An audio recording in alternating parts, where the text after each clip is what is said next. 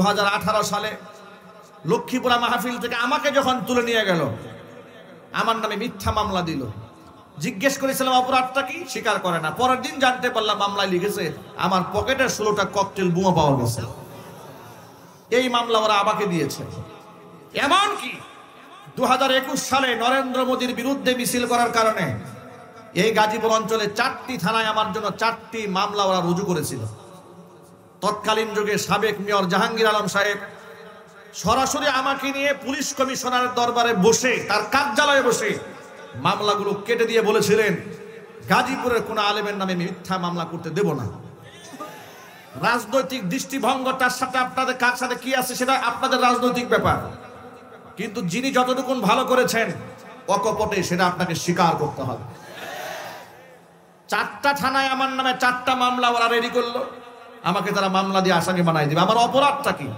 আপনারা বেশিরভাগ লোক আমার মুসল্লি, আমার শ্রোতা, বিগত 16 বছরে আমার বক্তব্যগুলো রেকর্ড আছে। আপনারা একটু বলেন আমি দেশদ্রোহিতা করেছি, রাষ্ট্রদ্রোহিতা করেছি, আপনাদের জানমালের ক্ষতি করেছি, আপনাদের বাড়ি ঘরে হানা দিয়েছি? তাহলে আমার অপরাধটা কি ছিল?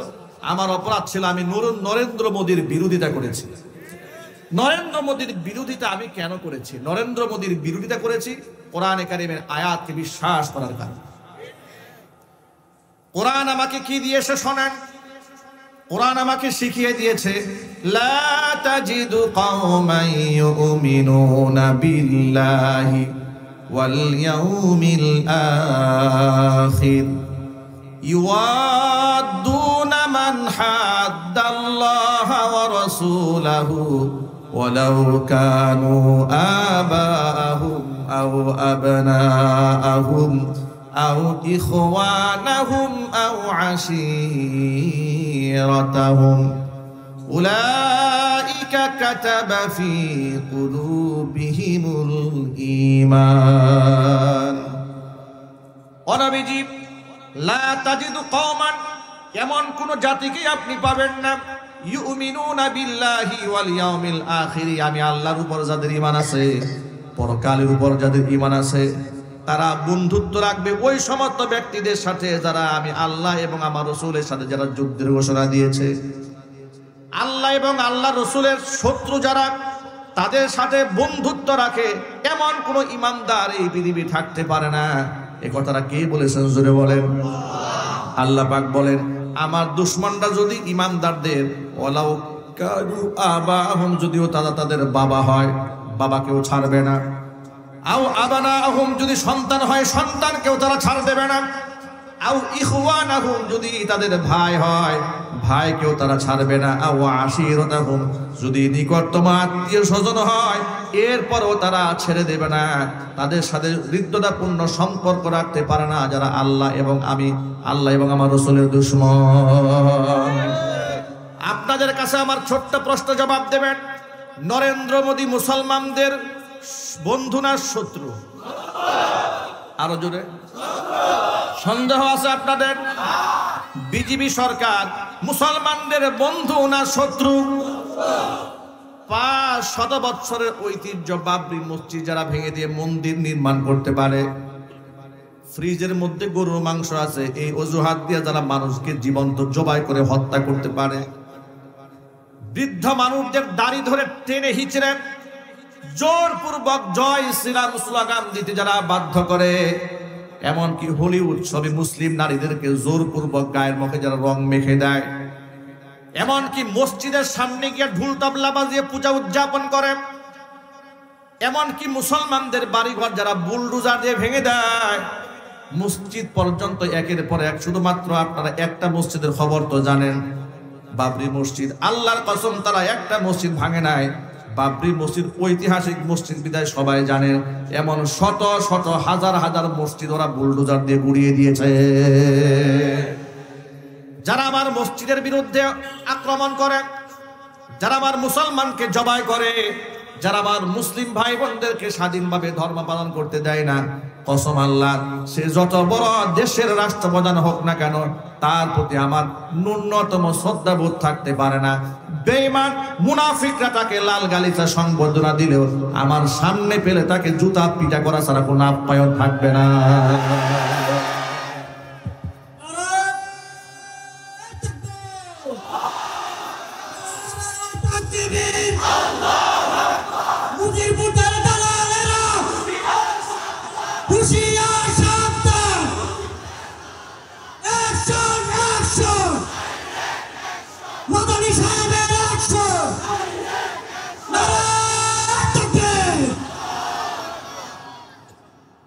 আমি এই বিষয় নিয়ে আপনাদেরকে সাথে নিয়ে আপনাদের নিশ্চয়ই ভুলে যাওয়ার কথা নয়। আমরা এই বুটবাজার সেন্টার জামে মসজিদের সামনে, মনি ভাই তখন আমাদের সাথেই ছিলেন, উলামারা সাথে ছিলেন, হাজার হাজার মানুষ নিয়ে আমরা প্রতিবাদে দাঁড়িয়েছিলাম।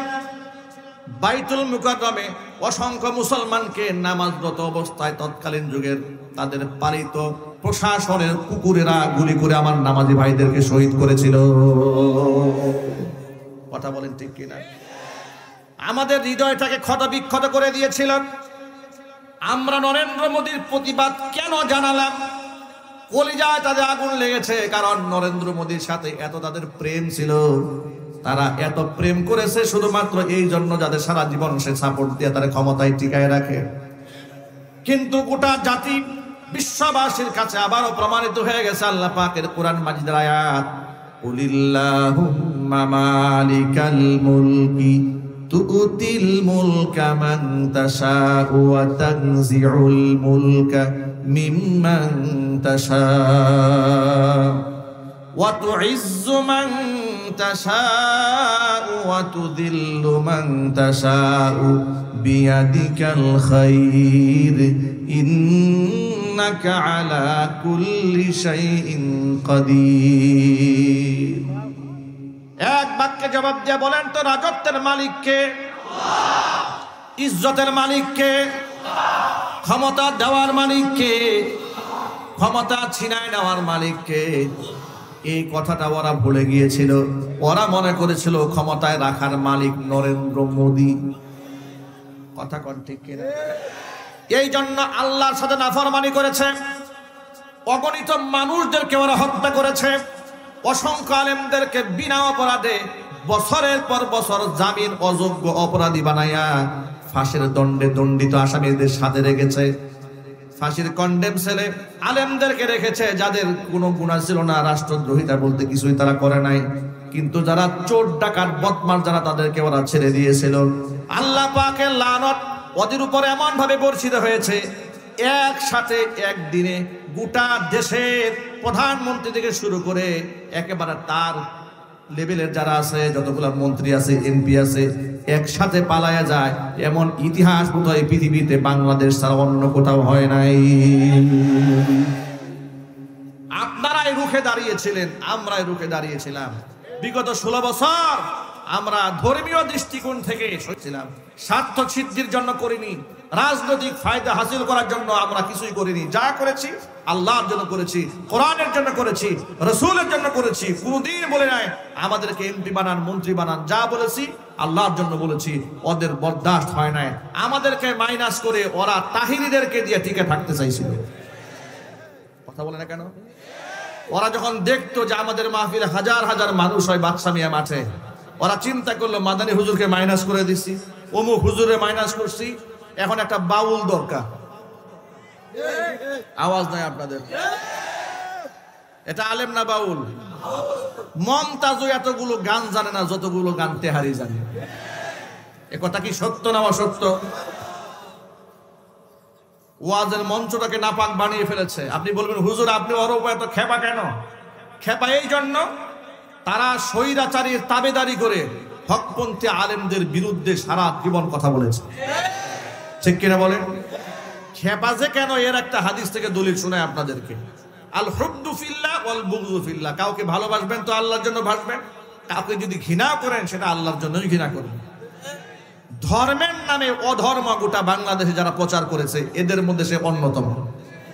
হাদিস শরীফে এসেছে, মান ওয়াক্কারা সাহিবা বিদআতি ফাকাদ আআনা আলা হাদমিল ইসলাম। কোন ব্যক্তি যদি কোনো বেদাতিকে সম্মান করে সেই ব্যক্তি ইসলাম ধ্বংসের কাজে সাহায্য করে। খারাপ লাগতেছে আপনাদের কাছে?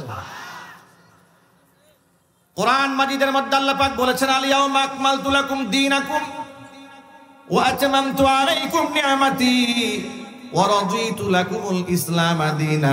আজকের এই দিনে আমি আল্লাহ তাআলা তোমাদের জন্য তোমাদের দিনকে পূর্ণ করে দিলাম, আমার নিয়ামতকে তোমাদের জন্য পূর্ণ করে দিলাম। ওয়া রাদিতু লাকুমুল ইসলাম দীনা, দিন হিসেবে, ধর্ম হিসেবে আমি আল্লাহ তাআলা ইসলামকে মনোনীত করি। নাম জোরে বলুন সুবহানাল্লাহ। এখন আপনারা এক বাক্যে বলেন, ইসলাম ধর্ম পূর্ণাঙ্গ না অপূর্ণাঙ্গ? পূর্ণাঙ্গ হওয়ার অর্থ হলো ১৫০০ বছর আগে ইসলাম যা ছিল হুবহু আজকের এই দিন পর্যন্ত তেমনই থাকবে। অ্যাডভান্স করে ধর্মের মধ্যে নতুন কিছু ঢোকাবার কোনো সুযোগ নাই। ঠিক কিনা বলেন? এক বাক্যে জবাব দিয়ে বলেন, নামাজ কিভাবে পড়তে হয় হাদিসে আছে না নাই? মানুষ মারা গেলে মুর্দারের সাথে আমরা কি আচরণ করব হাদিসে আছে না নাই? আল্লাহর ওলি যদি মারা যায় তাহলে তার সাথে আচরণটা কেমন হবে হাদিসে আছে না নাই? কবরের সামনে গেলে কিভাবে কবরকে জিয়ারত করতে হয় পদ্ধতি হাদিসে আছে না নাই? যদি আপনি আল্লাহর নবী সাল্লাল্লাহু আলাইহি ওয়াসাল্লামে রেখে যাওয়া সে আদর্শকে বাদ দিয়া মন গড়া আবেগ দিয়া কবরের সাথে মৃত ব্যক্তির সাথে এমন কোন আচরণ করেন যেটা ইসলামে নাই, ধর্মের নাম, এটাই হলো বিদআত। কথা বলেন ঠিক কিনা? এরা কবরগুলোকে সেজদার জায়গা বানিয়ে দিয়েছিল। গোটা বাংলাদেশে যতগুলো মাজার আছে অধিকাংশ মাজারের মধ্যে শিরিক হয়, বেদাত হয়, কুফরি কর্মকাণ্ড চলে। কথা বলেন ঠিক কিনা? আমি সবগুলা মাজারে কথা বলি না, অধিকাংশ মাজারে শিরিক হয়। লেখা থাকে সিজদা দেওয়া ঠিক নয়, কিন্তু খাদেমের সামনে লোকেরা সিজদা দিচ্ছে, উনি বাধা দেয় না। বাস্তবতা আছে না নাই? এখন আপনারা বলেন, গোটা বাংলাদেশের মাজার ব্যবসা যারা টিকায় রেখেছে ইসলামের বন্ধু না শত্রু? আরো জোরে বলেন।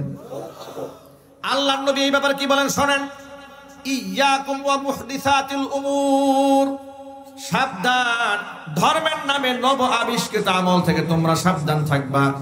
কারণ হচ্ছে ফা ইন্না কুল্লা মুহদাসাতিন বিদআহ, প্রত্যেকটা নব আবিষ্কৃত ধর্মের নামে যা চলে সবগুলাই বেদাত।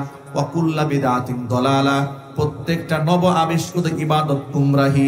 ওয়া কুল্লা দালালাতিন ফিন্নার, প্রত্যেকটা গুমরাহির স্থান হচ্ছে জাহান্নাম। ভালো করে বোঝাবার জন্য খুব সহজ একটা উদাহরণ দেই। যোহরের নামাজ ফরজ কয় রাকাত? 4 রাকাত।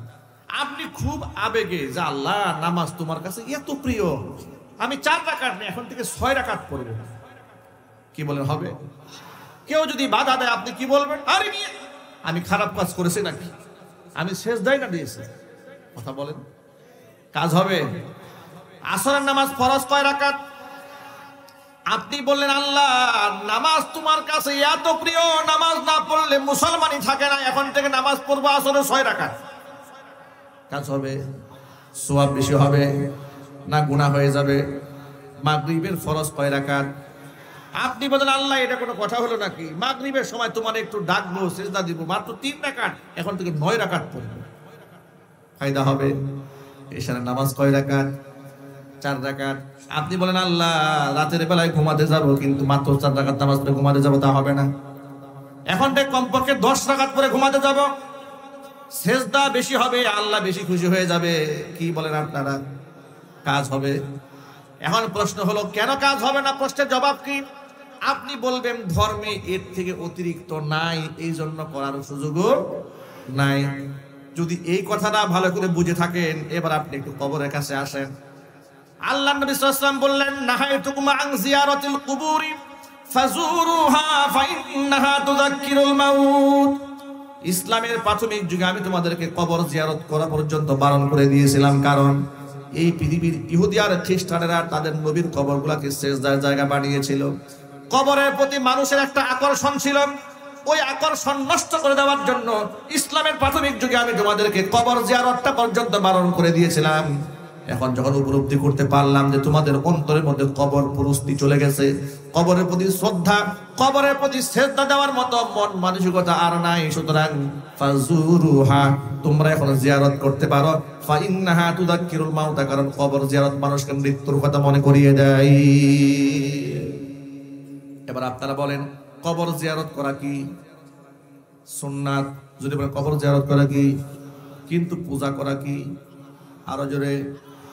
আল্লাহর নবী সাল্লাল্লাহু আলাইহি ওয়াসাল্লামের কাছে কিছু সাহাবায়ে কেরাম আসলেন ইয়ামান থেকে সফর করে, এসে বলে ইয়া রাসূলুল্লাহ, ইয়া হাবিবাল্লাহ, আমরা আপনার কদমে সিজদা দিতে চাই, আপনি পারমিশন দেন।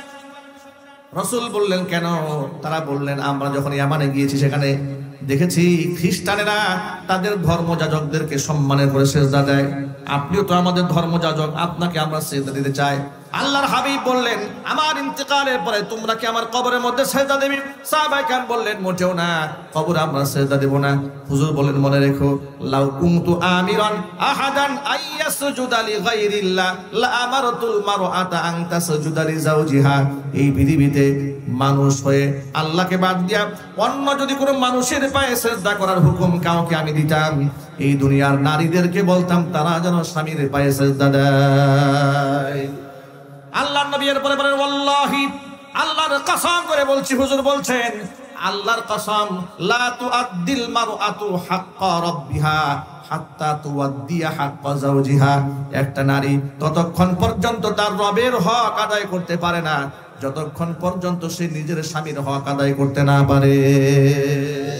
নবীজি স্পষ্ট জানিয়ে দিলেন, আল্লাহকে বাদ দিয়া মানুষ হয়ে যদি মানুষের পায়ে সেজদা দেওয়ার কোনো সুযোগ থাকতো, পারমিশন যদি দিতেন, তাহলে নিঃসন্দেহে আল্লাহ নবী সাল্লাল্লাহু আলাইহি ওয়াসাল্লাম নারীদেরকে স্বামীর পায়ে সেজদা করার হুকুম করতেন। কিন্তু আপনারা বলেন, আল্লাহ নবী মহিলাদেরকে স্বামীর পায়ে সেজদা করার নির্দেশ দিয়েছেন? আরো যদি বলেন। আমরা এ কথা বলার পর ওরা একটা ভিন্ন ব্যাখ্যা দাঁড় করিয়েছে।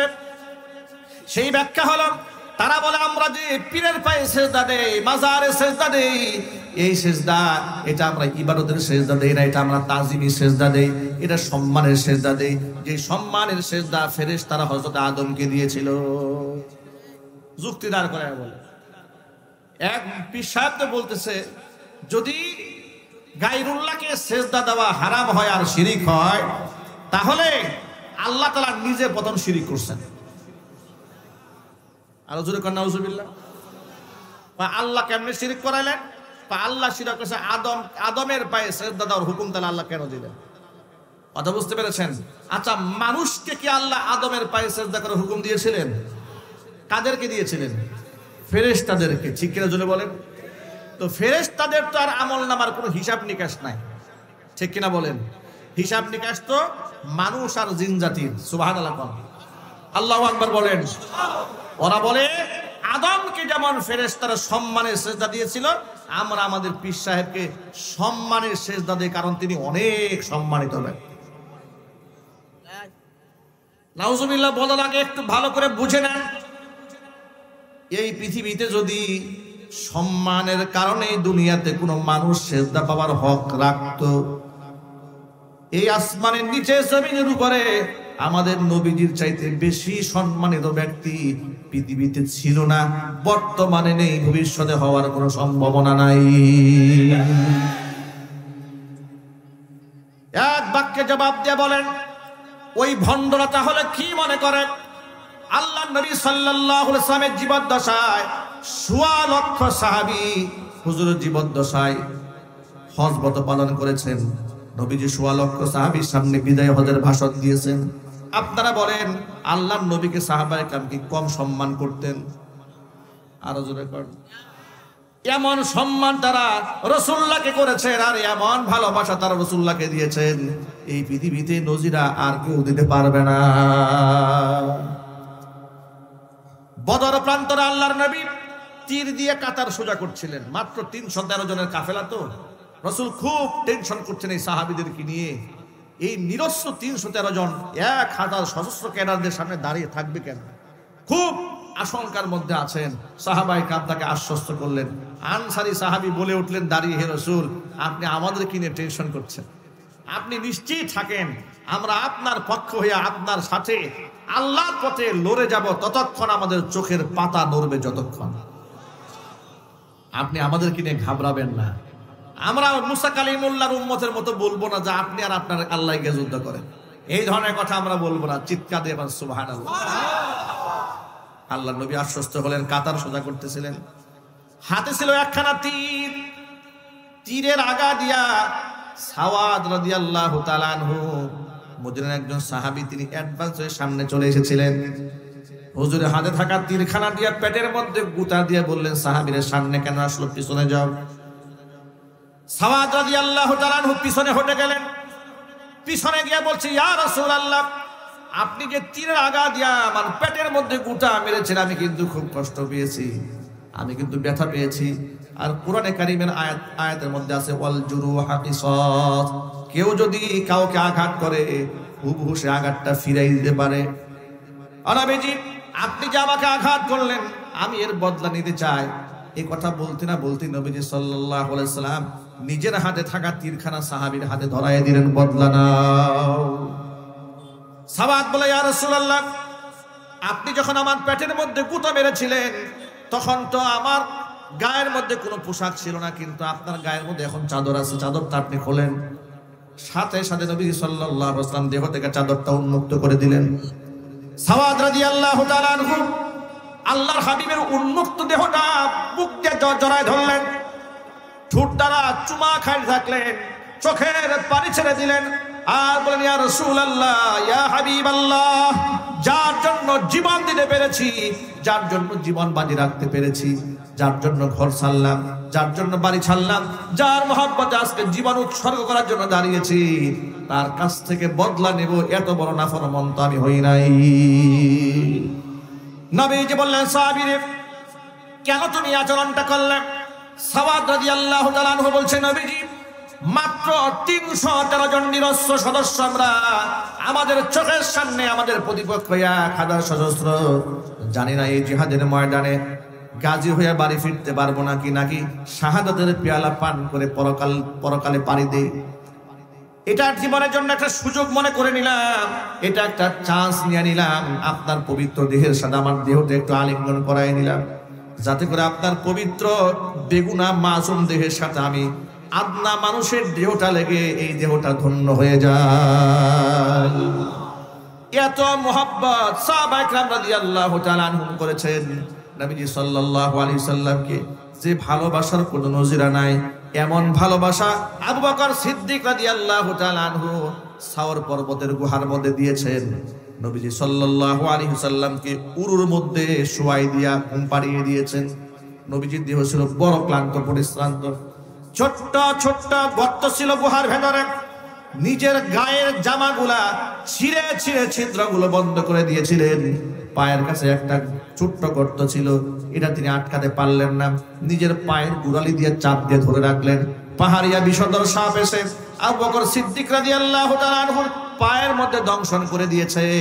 ব্যথার যন্ত্রণায় হযরত আবু বকর সিদ্দিক রাদিয়াল্লাহু তাআলা আনহু কাতর হয়ে গেলেন। চোখ থেকে পানি ঝরছিল। চোখের পানি যখন রাসূলের চেহারার উপর পড়েছে, আল্লাহর হাবিবের ঘুম ভেঙে যায়। তাকায় দেখেন আবু বকর কান্দি। জিজ্ঞেস করেন, আবু বকর কেন কান্না করছেন? আপনার সন্তানের কথা মনে পড়েছে, পরিবারের সদস্যদের কথা মনে পড়েছে। আবু বকর বলে, নবীজি যেদিন থেকে আপনার উপর ঈমান এনেছি, আল্লাহর উপর ঈমান এনেছি, কসম এই পৃথিবীতে তামাম পৃথিবীর সকল কিছু চাইতে আপনার এবং আল্লাহর মহব্বত অন্তরে বেশি।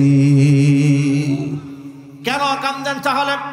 বিষধর সাপ পায়ে দংশন করেছে। আল্লাহর হাবিব সাল্লাল্লাহু আলাইহি ওয়াসাল্লাম পাটা বার করলেন, মুখ থেকে লালা একটু বের করে পায়ের মধ্যে লাগাই দিলেন। আবু বকর বলছেন, নবীজির লালা মুবারক পায়ের মধ্যে দেওয়ার সাথে সাথে বিষধর সাপে কাটার যন্ত্রণা মুহূর্তের মধ্যে পানি হয়ে যায়।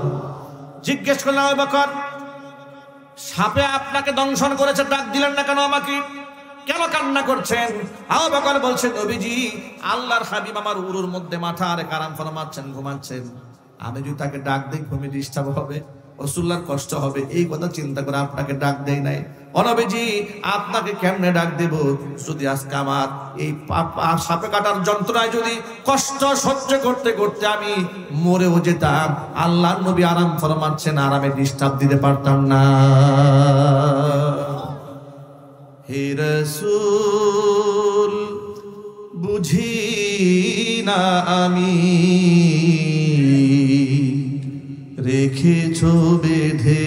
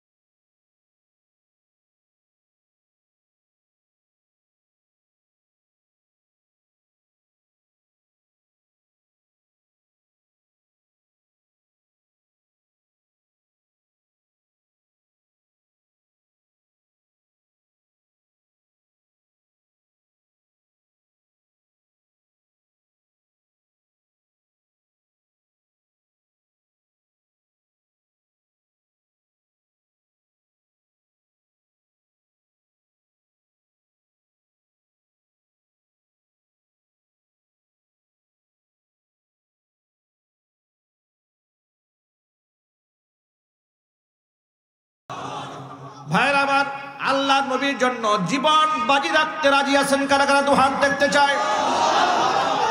আল্লাহ যেন কবুল করে নেন, জোরে করে আল্লাহুম্মা আমিন। হাত নামান। আমি এই রকম সাহাবীদের ঘটনা একটি একটি করে যদি আমরা সারা রাত বলি শেষ হবে না। আবু বকর কেমন ভালোবেসেছেন, হযরত উসমান গনি কেমন ভালোবেসেছেন, হযরত আলী কাররামাল্লাহু ওয়াজহা কেমন ভালোবেসেছেন, হযরত আবু তালহা রাদিয়াল্লাহু তাআলা আনহু কত ভালোবেসেছেন। এরকম নজিরা একটা একটা বলে সারা রাত বললেও শেষ হবে না। শুধু আপনাদেরকে সবক শোনাতে চাই, বুঝাতে চাই, এক বাক্যে জবাব দিবেন। নবীজি সাল্লাল্লাহু আলাইহি সাল্লামকে সাহাবায়ে কি কম ভালোবাসতেন, কম সম্মান করতেন? এত ভালোবাসা, এত সম্মান তারা দিয়েছেন যে পৃথিবীতে এমন ভালোবাসার তুলনায় হয় না, এমন সম্মানের কোনো তুলনায় হয় না। সাহাবায়ে কেরাম রাদিয়াল্লাহু তাআলা আনহুম আজমাইন, আল্লাহর নবী ওযু করলে সাহাবায়ে কেরাম বরকতের জন্য সেই ওযুর পানিখানা মাটি সহ গায়ের সাথে জড়ায় নিতেন। এমন মোহাব্বত করার পরে জীবনে সেজদা দিয়েছেন? এটা জুড়ে বলতে হবে। কি মনে হয় তিনি যদি মানুষ হয়ে মানুষের কাছ থেকে সেজদা পাওয়ার হক পৃথিবীতে কারো থাকতো, নিঃসন্দেহে সেই হক মুহাম্মদ রাসূলুল্লাহ থাকতো। কিন্তু সেই রাসূলুল্লাহ সম্মানে সেজদা গ্রহণ করেন নাই, তোমার ল্যাংটা পীরে সেজদা নেয়। কথা বলেন ঠিক কিনা বলেন? তোমার গাজা পীরে সেজদা নেয়। ঢুল তবলা বাজাও আর বলো আমরা মারিফতের গান গাই। আল্লাহর কসম এটা মারিফতের গান নয়, এটা মরার পথের গান। কথা বলো ঠিক কিনা বলে? এই ভণ্ডরা আস্ফালন করেছে স্বৈরাচারীর আমলে। কথা বলেন। ওদের মাহফিলে বাধা নাই, বাধা সব আমাদের মাহফিলের বাধা। কেন? আমরা যে ওদের গুমর ফাঁস করে দেই। ওরা ইসলাম বিরোধী শিক্ষা সিলেবাস তৈরি করেছিল, আমরা বাধা দিয়েছি। ওরা মুসলমানদের স্বার্থকে জলাঞ্জলি দিয়ে কাফেরদের স্বার্থকে আগে দেখেছিল, এই জন্য আমরা বিরোধিতা করেছি। কথা বলেন ঠিক কিনা বলেন? ওরা নিরীহ নিষ্পাপ আলেমদেরকে গ্রেফতার করে পাশবিক নির্যাতন করেছিল। ওরা শহীদ আল্লামা দেলওয়ার হোসেন সাঈদী রহমাতুল্লাহি আলাইহির মতো জগৎ বিখ্যাত জনপ্রিয় একজন আলেমকে হিংসার বশবর্তী হয়ে মিথ্যা তকমা দিয়ে মানবতা বিরোধী অপরাধের মিথ্যা নাটক সাজিয়ে 13টি বছর তাকে জেলখানায় ঢুকে নির্যাতন করেছে। কলিজা ওদের ঠান্ডা হয় নাই। নরেন্দ্র মোদীর কলিজা ঠান্ডা করার জন্য চিকিৎসার নামে জেলখানা থেকে বের করে এনে তাকে হসপিটালে বেডে সুস্থ মানুষকে শুইয়ে বিষ প্রয়োগ করে তাকে তারা হত্যা করেছে। সময় এসেছে, এক একজন আলেমকে তোমরা যেভাবে কষ্ট দিয়েছো, যেভাবে তোমরা ঘর ছাড়া করেছ, যেভাবে তোমরা বাড়ি ছাড়া করেছ, যেভাবে তোমরা মানবতা বিরোধী অপরাধ করেছ, ইনশাআল্লাহ বাংলার মাটিতে তোমাদের তৈরি করা ট্রাইব্যুনালে তোমাদের স্বচ্ছ বিচার হবে এবং গোটা দুনিয়াবাসী ইতিহাস তাকিয়ে দেখবে। রাজি আছে যারা? দুহাত দেখতেছ।